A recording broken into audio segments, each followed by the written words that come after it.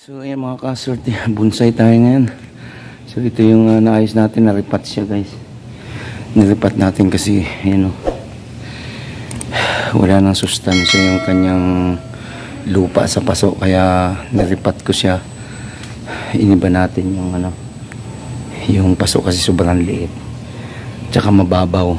So inana natin, medyo makapal ng konti, luma din siya kaya tinalian ko na lang. So pinapalakas na natin yan kasi may plano ako dyan guys. So palalakasin lang natin yan. Naninilaw yung niya guys, naninilaw yung dahon, yan.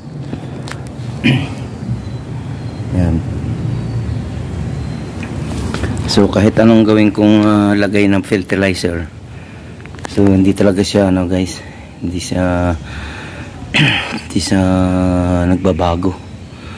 Kaya ginawa ko, niripat ko yan, mas marami na siyang lupa ngayon.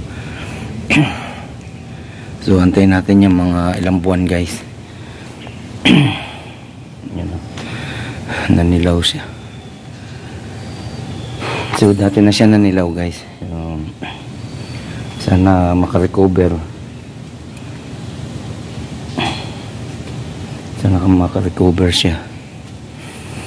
So ito naman yung isa natin. Yan, re-repat din natin. Yan pakahina, wala nang ganun din yung lupa niya guys. Yung lupa nito kaya repat natin, sobrang liit ng paso, tapos lumalaki na yung niya. Yan. Ito sigurado ito guys, puro ugat na lang to, wala na tong lupa dyan sa dyan sa loob. So kaya ganyan siya, naninilaw na rin yung mga dahon. So ayan, gagawin natin yan, papalitan. So ayun na yung nakaready yung paso. Ayan, tsaka yun yung river sand, hinugasan natin, okay na siya.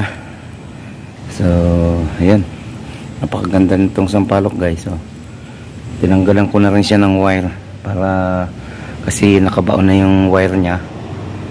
So kung ireripat lang natin siya, mahirapan siyang sumipsip ng nutrients.